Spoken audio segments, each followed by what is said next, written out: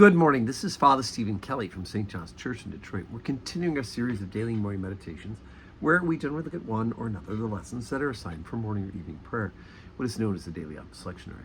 Today for Monday, we have a lesson from one of what's known as the Deuterocanonical or Apocryphal books. These are the books that were written in what is known as the Septuagint, or the Greek translation of the Old Testament. They are later books, later written, and were considered by all the Christians to be a part of the canon of the church until the Reformation, when some people decided to remove them from it. The book we're reading for is called Maccabees. And so let's take a look at this lesson. 1 Maccabees 1, beginning at verse 41.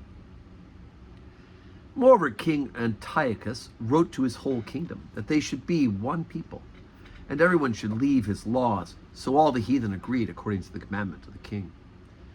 Yea, many also of the Israelites consented to his religion, and sacrificed unto idols, and profaned the Sabbath. For the king had sent letters by messengers unto Jerusalem and the cities of Judah, that they should follow the strange laws of the land. And forbade burnt offerings, and sacrifice, and drink offerings, and the temple, and that they should profane the Sabbaths and the festival days, and pollute the sanctuary and holy people, set up altars and groves and chapels of idols, and sacrifice swine's flesh and unclean beasts. They should leave their children uncircumcised, and make their souls abominable in all manner of uncleanness and profanation, to the end they might forget the law and change all the ordinances. And whosoever would not do according to the commandment of the king, he said, should die. In the selfsame manner wrote he to his whole kingdom, and appointed overseers over all the people, commanding the cities of Judah to sacrifice city by city. Then many of the people were gathered unto them, to wit, every one that forsook the law, and so they committed evils in the land, and drove the Israelites into secret places, even wheresoever they could flee for succor. All right, so this is later in the time of the people of Israel. The two southern kingdoms have already been divided from the two northern kingdoms, or the 10 northern kingdoms.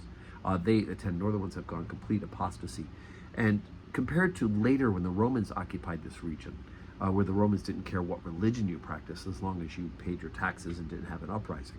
The Greeks decided that they would in fact force their religion on the people of all that they had conquered, including, of course, the Jewish people.